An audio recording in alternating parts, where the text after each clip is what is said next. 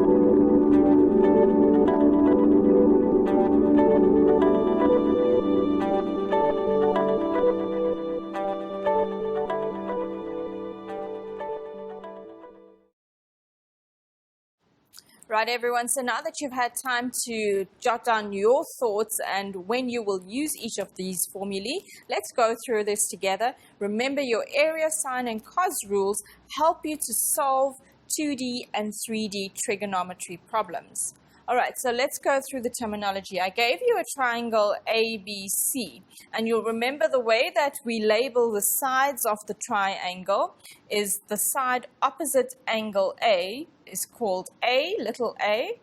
The side opposite angle B is called little b. And then the side opposite C is called little c. So that's how you name the sides according to the angles that they are opposite, all right? Now, using this triangle, and let's start with the area rule, right? We'll go into where we use the area rule just now. Depending on which angle you are at, so whether you're on A, B, or C, and depending what information you are given, your formulae could be any of these, okay? So, for example, if I want to find the area of triangle ABC, and the angle that I'm given is angle A, and I've got sides BC. So I'm given angle A, and I'm given side B and side C. Then from the area rule, the formula says the area of triangle ABC will be a half the product of the two sides and the included angle, which was sine of angle A. All right? Now say you were given angle B, and then you were given your two sides, which is the side BC, which is little a, and then you were given the side AB, which is little c. Then obviously your area formula will change accordingly. So therefore, the area now when we move to the sine of angle B is going to be a half of A times C, and then sine of angle B, and then the same thing if you move to angle C. All right, so depending on which angle you've been given, your formula will change.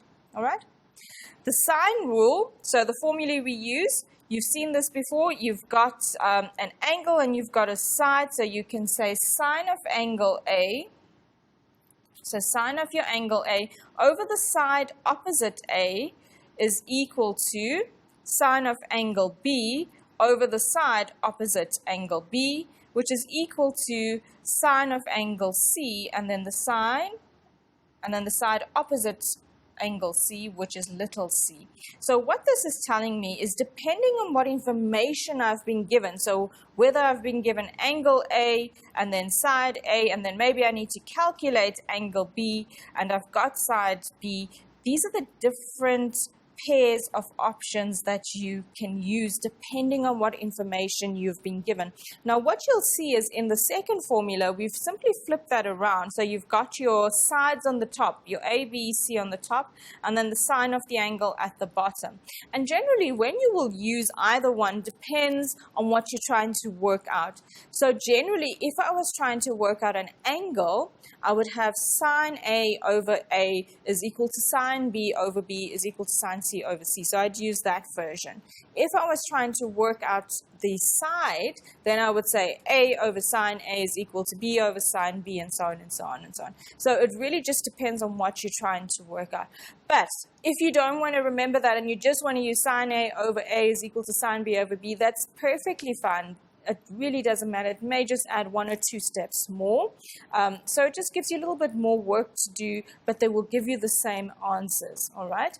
And then if we look at the cos rule, and when we will be using the cos rule, we'll talk about that just now. But the cos rule, we've got that A squared, so side A squared, okay, if I'm looking for side A, will be equal to the sum of the square of the other two sides that are given, minus 2 times the product of the two given sides, and then cos of the angle that's opposite the side that you were looking for. So say I was looking for side A, and I'm using the cos rule. That means I'll have to be given side B and side C, and I will need the included angle between those two, right, which is angle A. All right, so therefore A squared will be equal to B squared plus C squared minus the product of the two, and then cos of the included angle. The included angle always being the one opposite the side you are looking for.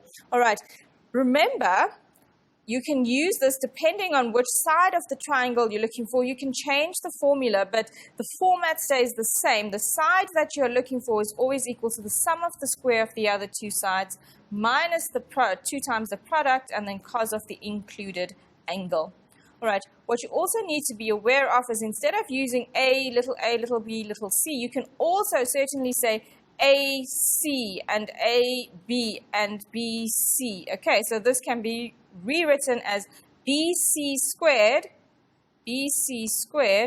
is equal to AC squared plus AB squared minus 2 AC times AB cos of A. It's the same thing. These are equivalent. Remember, the little letters make it a shorter format for us to use. Now, when will we use each of these? You've come across this. We are revising. You've seen it before, but a lot of students get confused about, well, when do I use the area rule? So this is generally when you will use it. Obviously, it will depend on the question and what information you've been given, but I want to give you a general idea of when you will use each of the formulae. All right?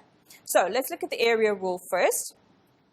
So we have the formula already. We've seen what it is. You will generally use the area rule to find the area when there's no perpendicular height given. So if you're looking for the area and you've got no perpendicular height, you will use the area rule. All right. It can also be used in other circumstances, but this is in general, that's when you will use it to find the area.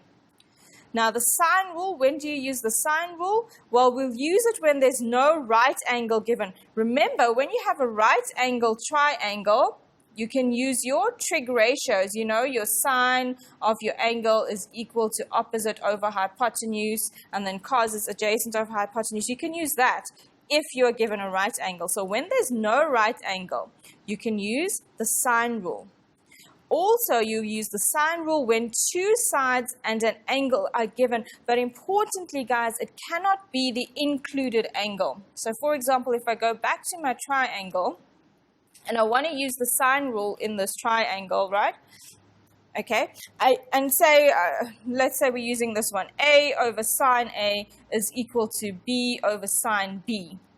What you will notice is that it cannot be the included angle. So if I was given angle C, right, and I had to work out, say, side A, it wasn't going to work. Unless I've got, you know, two angles so I can work out the third angle, all right? So generally, your sine rule will work if you've got two angles or two sides, but not the included angle, all right? So let's state that correctly. You will use it when you're given two sides and an angle, but not the included angle. Or if you are given two angles and a side. All right? The cos rule, we're going to use that when, again, no right angle is given, because then we can't use our trig ratios. We'll also use it when two sides and the included angle are given, or when three sides are given. All right, so that's just general hints and summarizing what you already know about those formulae. And by now, most of you are very familiar with when you should use each one. So before we go into break, I would like you to take down a question for me. And there is a drawing. So what I would like you to do is take down the drawing, and on this drawing, put down all the important information. When we come back from the break, we'll go through this together, but I also just want to give you 2 minutes before the break to take this question down, and on your diagram, jot down all the important information. 2 minutes.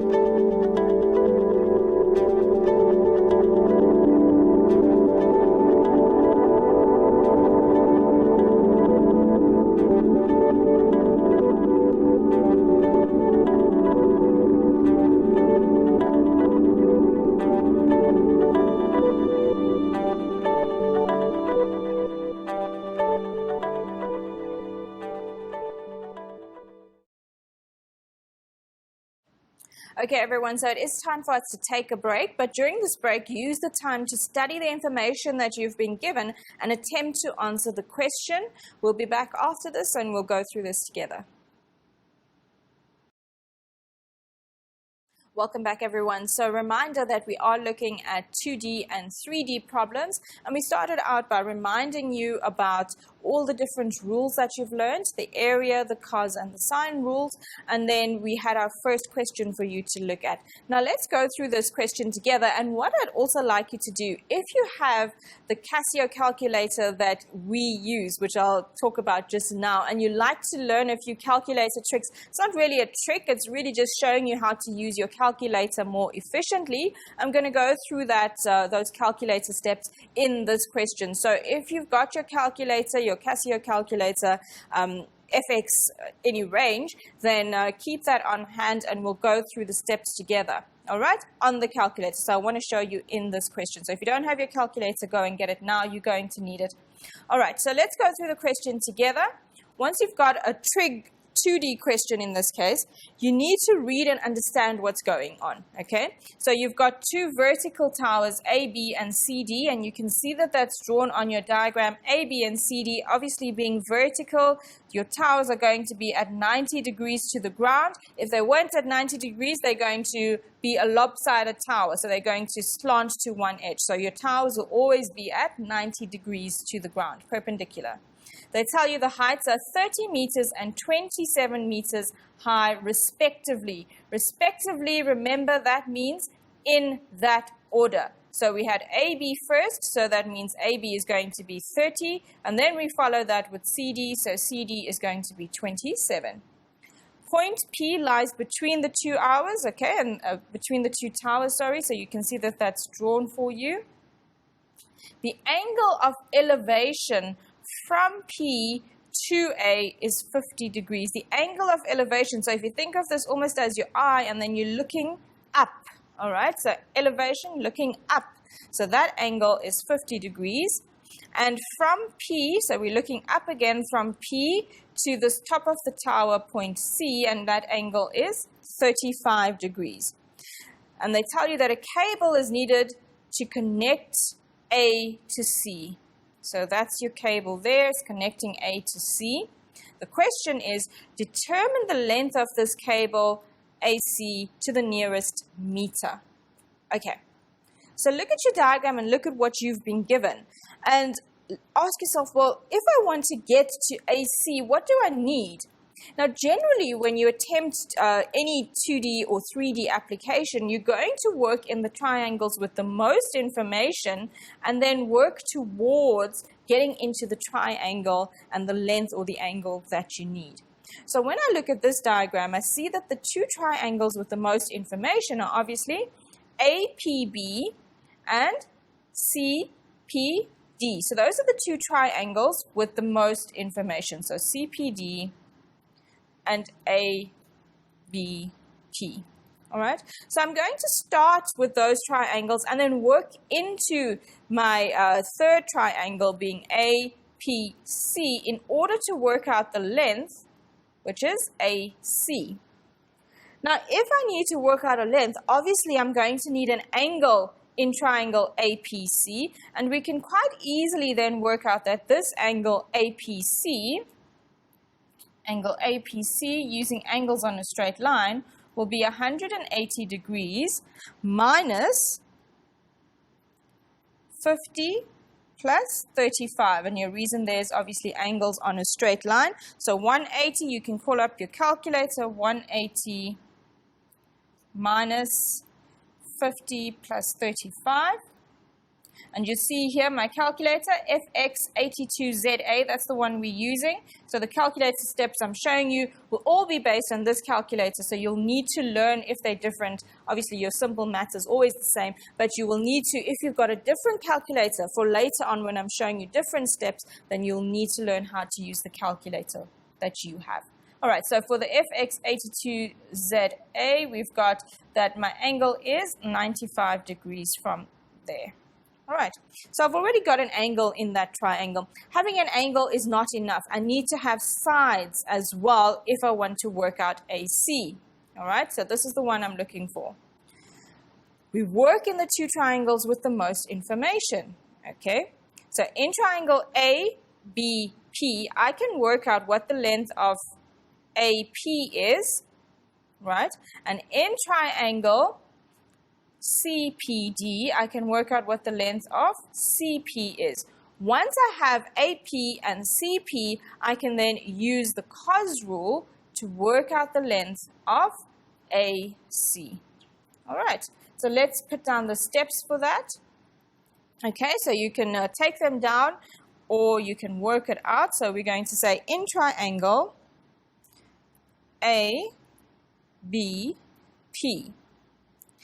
Now look at your triangle. It's a 90-degree triangle, right? It's a right triangle. So therefore, I don't need to use the sine rule. So some of you might say, well, I can use the sine rule. Yeah, you can, but it's going to be more work. So we work in triangle APB, but we're going to use our trig ratios. So I'm going to say, well, looking at this angle here, which is 50 degrees, right? What am I looking for? I'm looking for AP, which is the side opposite the 90. So that's my hypotenuse. What have I been given? I've been given the opposite side. So the unknown, or if you want to do it the other way, the known over the unknown is going to give me 30, which is opposite, over hypotenuse, which is sine of 50 degrees. So therefore, in triangle APB, sine of 50 degrees is equal to 30, which is opposite, over my hypotenuse, which is AP. You can then cross multiply so that we get AP on its own. So we get AP is equal to 30 divided by sine 50. Okay, and then we're going to do that on our calculator. I'm not going to do it right now because I want to keep the calculator steps to the last. All right, let's look in the other triangle. So in triangle CDP, we have that. Okay, so let's go back to our triangle. So I'm looking at this little triangle on the side. I'm looking at this angle 35 degrees. What have I been given? I've been given the opposite side, and I'm looking for the hypotenuse. So once again, we're dealing with the trig ratio, sine. Sine is opposite over hypotenuse. So I can say, well, sine of 35 degrees is equal to 27, which was the opposite side, over the hypotenuse. So therefore, if I cross multiply, I'm going to get that CP is equal to 27. So I cross multiply, divide by sine 35. So CP is 27 over sine 35.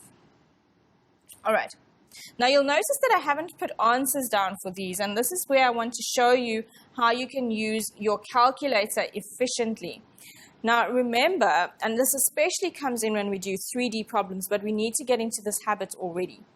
Often your calculations will say to the nearest meter or to, round off to 2 decimal places.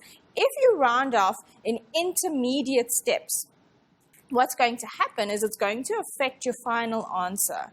And it might be slightly off, okay, by a meter or 2 and so on. And we want to be as accurate as possible. So the one way to do it is to work out your answer and then write down the answer with all the decimal places in. Or we can simply use our calculator to store the answer in the memory and then call up the answer later on. So let me show you how to do that. Okay, so we're going to do both of them together. So in the first one, okay, so I've got my calculator. Remember, the one I'm using is the FX82ZA, but if you've got another calculator, please learn how to do the steps on your calculator. All right, so for the first one, we were looking at 30 divided by sine 50 to find the length of AP. So I go 30 divided by sine 50. All right. And I see I get 39,16 and then other decimal numbers, right? The one thing you can do, the one way to do this is to write down all these numbers. The other way is to store it in the calculator memory. Now, how do you store in the calculator memory? On your calculator, you use Shift, then you press Recall, which gives you the base of the calculator, which hopefully you can see on your screen says STO, another word for store, right? So you go Shift, Recall, which gives you the Store button. Which memory do you want to put it in? You see in your calculator you've got variables in red. It goes A, B, C, D, E, F, and then there's X, Y, and M. Those variables, you can use that almost as a memory storage. So I'm going to store this in memory M. And you see a little M comes up on the left corner telling you that this answer has been stored. So let me show you how we would recall that. You'll say recall M, and that gives you your entire answer. So as I said, if you want to, you can certainly write down all those decimal places. I think it's a bit time consuming to always be writing down all these decimal places, but if you want to, you can do it that way. If you prefer not to learn the calculator steps, okay, you can write down all the decimals. All right, let's do the next one.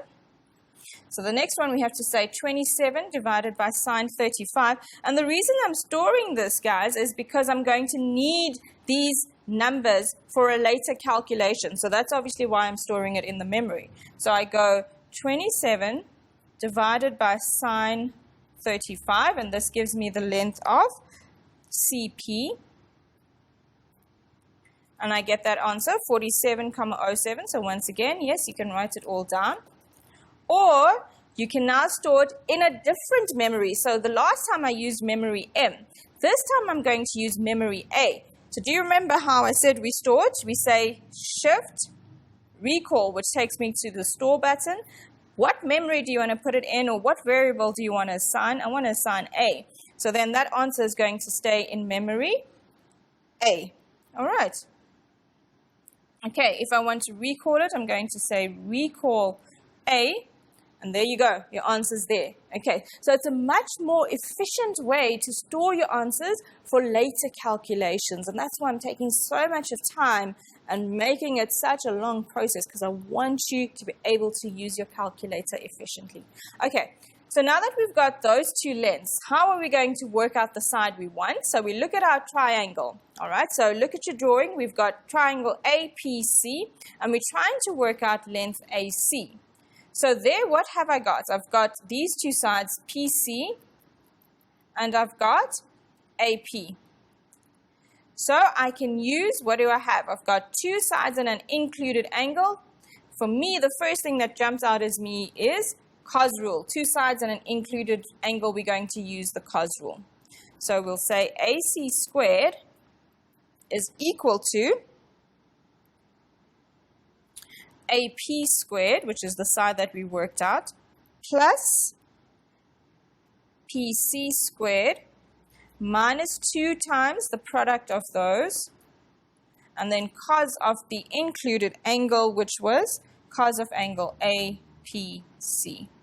All right, let's put some numbers in. So AP squared, for now I'm just going to use the abbreviated the rounded off forms, but in my calculator workings, I won't do that. I'll put the whole thing in. So it's going to be 39,16 squared plus PC squared, which is 47,07 squared, minus 2, and I'm going to continue underneath. 39,16 times 47,07. Again, those continue, and then cos of your included angle, and the angle there was 95. All right. So we're going to use our calculator, and hopefully it works out nice and efficiently the way I want to show you it would work out. We're going to use our calculator to put this entire expression into the calculator, but we're going to use the memory buttons in order to do this. Okay, so call up your calculator. Hopefully you were following me with those steps, okay? And let's just call up our memories that we need in order to do this calculation. Okay, so it's going to be AP squared. So I'm going to say, recall memory that one, and it's going to be that squared plus the next one. Okay, in fact, I just want to show this to you a little bit differently so you see the memory numbers coming up. Another way to recall your memory is if you hit the alpha button, it brings up the M, which is your memory M. So let's do it that way. So it's going to be M squared plus I go alpha A, that's going to be squared, minus 2 times M times A. So it's storing all the numbers that are in M and A. And then it's going to be times cos of 95. All right, so that's what we get. We get 4,070, 8933.92. All right, so that's what we get for AC squared. But remember, we are not looking for AC squared. And you saw how nicely and neatly the calculator did it all for us without us having to worry about writing down those long numbers. Okay, we need to learn how to use our calculator effectively. Okay, so I need to take the square root of this 4,070 in order to get AC. So I say square root of that answer. And my answer is 63,8. But they said to the nearest meter. So 63,8. The nearest meter to 63,8, we round up, so it would be 64 meters.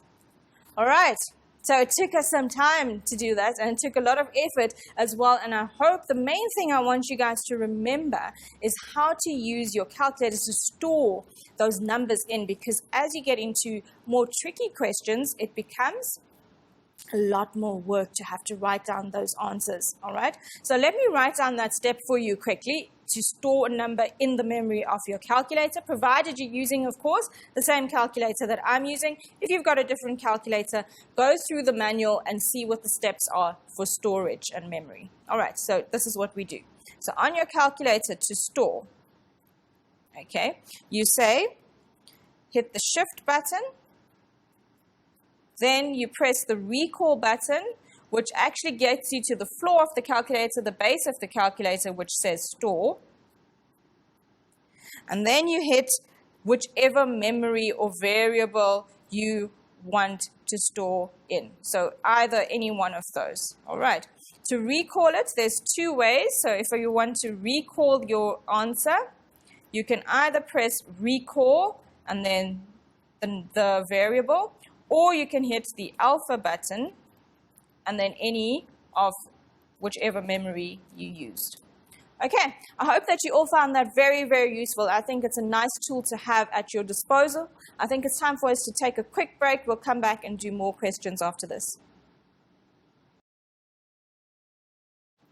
Welcome back, everyone. So a reminder that today we are looking at solving 2D and 3D problems. So far we've looked at two-dimensional problems, but we need to talk more about 3D or three-dimensional problems. Now, you know, while yes, trigonometric formulae can be used to solve 2D problems, in the real world, most of the objects around you, or all the objects around you, are three-dimensional, right? They've got length, width, height, breadth, or other dimensions, okay? So we need to be able, and we need to practice using those formulae to do 3D or three-dimensional problem solving. All right, so that's what we're going to do in this segment. And also what you need to practice and you need to understand is how you have to come up with a diagram in order to work a question out when they've just given you the writing or just the statement. So it's important skills that you need to have, and that's what we're going to focus on now. All right, so I'm going to give you 2 minutes just to take this question down and then attempt the drawing. We will come back and go through the drawing together, but just attempt the drawing, get down all your key information that you need in order to get this drawing correct, because the main part in getting a three-dimensional or any dimensional problem correct is putting that information in the correct places, all right, if you weren't given a diagram already. So let's have a look at this question. We will give you 2 minutes to take it down.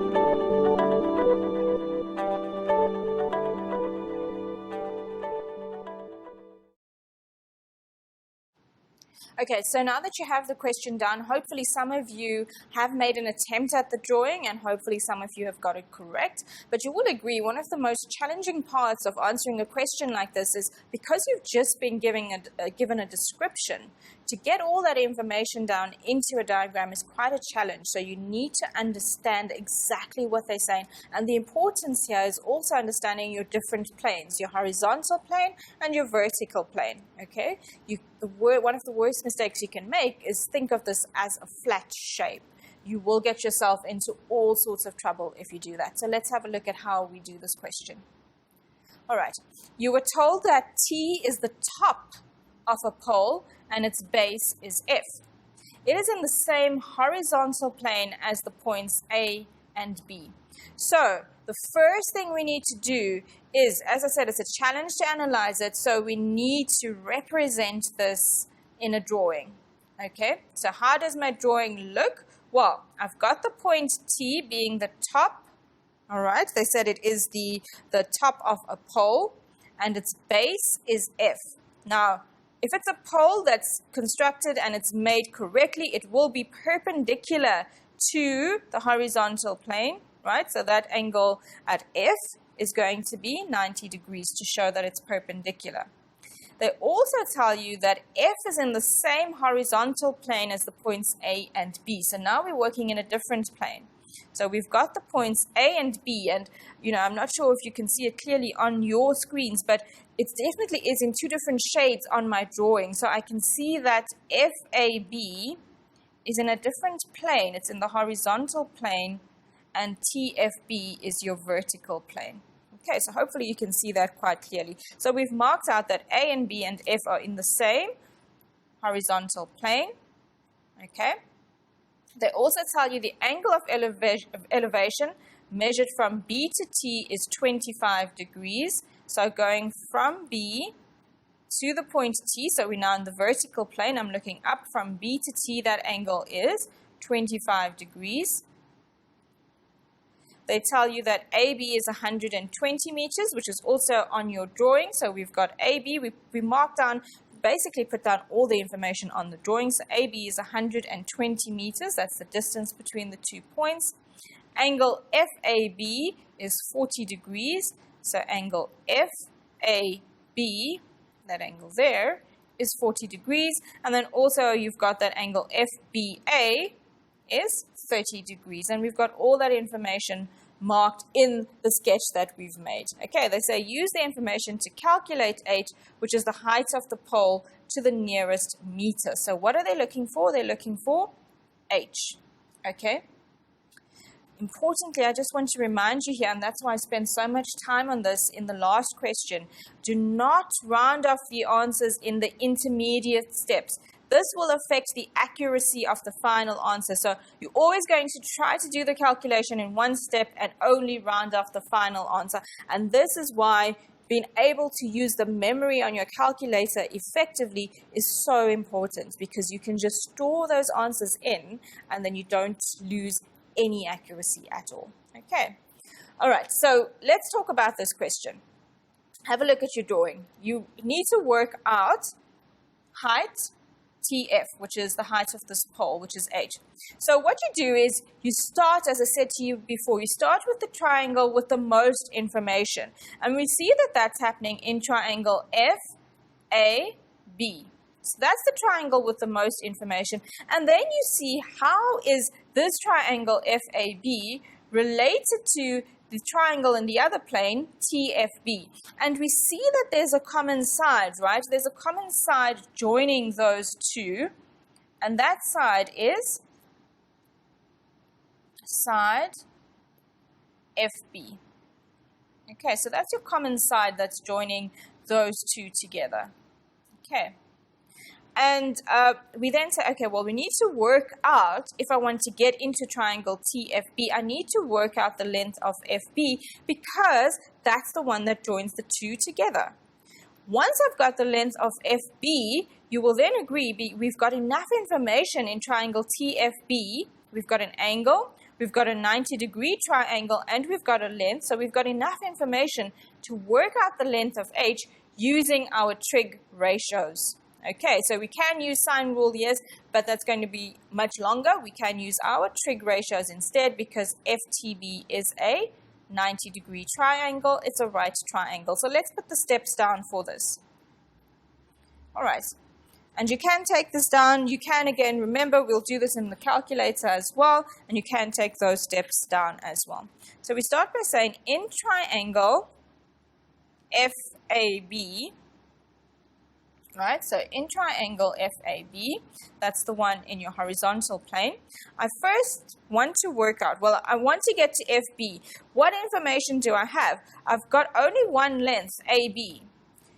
And I need to find FB. I've got the angle opposite FB, so that's kind of hinting to me that the rule I want to be using is the sine rule. In order to use the sine rule, I need to work out angle AFB.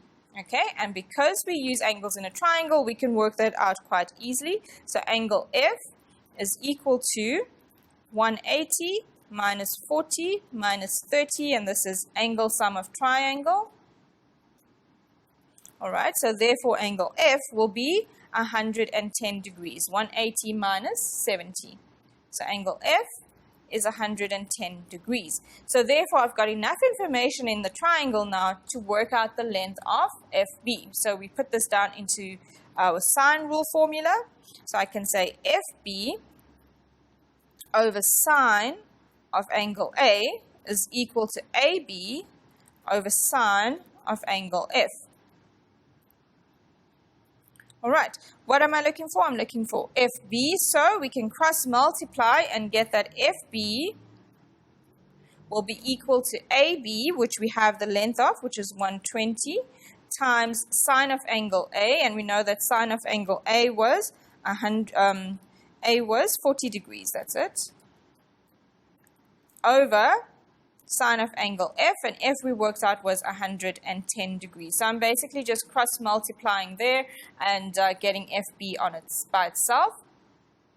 All of this we can put into our calculator. Now guys, you will remember that we still have information in our memory on our calculator. So I want to show you how to get rid of that information. I want to use memory M again. So to get rid of what's in memory M, I go Naught, Shift, Store, M. So in other words, I'm saying put nothing into that memory bank now. So now it's cleared out. Now there's nothing in there and we can use it for this calculation. Okay, so let's do all of this in our calculator. We're going to have 120 times sine of 40 divided by sine 110 degrees. Okay, so that gives you 82,084. You can write it all down, or we can use our calculator. We store this in our calculator memory by saying Shift, Store, M. So now that answer is in memory bank M when I need it later on. Okay. All right. So now that we've got FB, right? Remember, that's the one we said we needed. Now that I've got FB, I can work in triangle FTB, and I can work out my height H. What are we looking for? Well, we look at the angle we've been given, which is 25 degrees. I see that the side opposite 25 degrees is H, so that's the one I'm looking for. What have I just worked out? I've worked out the adjacent side. What is the ratio opposite over adjacent? It is tan. All right, I can use this ratio only because I've got a 90-degree triangle. If it wasn't a 90-degree triangle, we would not be able to use it. All right, so we say in triangle TFB, tan of angle B, which we know is 25, is going to be equal to FT over FB. Okay, so therefore we can say, well, the one we're looking for, which is FT or H, is going to be equal to, cross multiplying again, FB times tan of angle B. We have worked out the length of FB. For now, I'm going to use the approximate value, but we'll use it in the calculator. We'll use the whole value. So we've got 82,084 times tan of 25 degrees. And let's work that out. Okay, and remember FT is the same as H. Okay, so using my calculator, I recall what I had in the memory bank. So you can go alpha M or recall M, it's the same thing. And we say times tan 25. And that's going to give you an answer of 38,276 and so on. So therefore, to the nearest meter, this will be 38 meters. Okay, and you see that it's so much, you retain so much of accuracy in your calculations when you know how to effectively use that memory button. Okay, so please, please, please practice how to use that memory button for storage because you want to get accurate answers with your calculations. All right, so it is time for us to almost say goodbye, but I want to just remind you about the key concepts that we learned in today's lesson. We discussed the area, cos, and sine rules, and you saw when you use each of those formulae.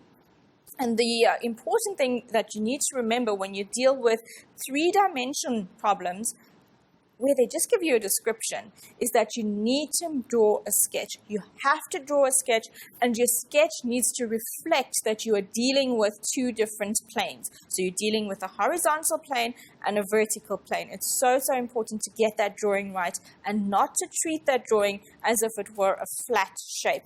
If you treat it as a flat shape, you're going to make all sorts of mistakes. And then the very important thing that I showed you in today's lesson, for those of you who like to use your calculator and you like those little, hints and tricks and things you can do with your calculator, I showed you how to use the memory button, which really, really helps you to retain accuracy in all of your calculations. So I hope that you've learned a lot in today's lesson, and I hope that you're going to apply this in the questions that you have for homework as well. All right, until next time, cheers.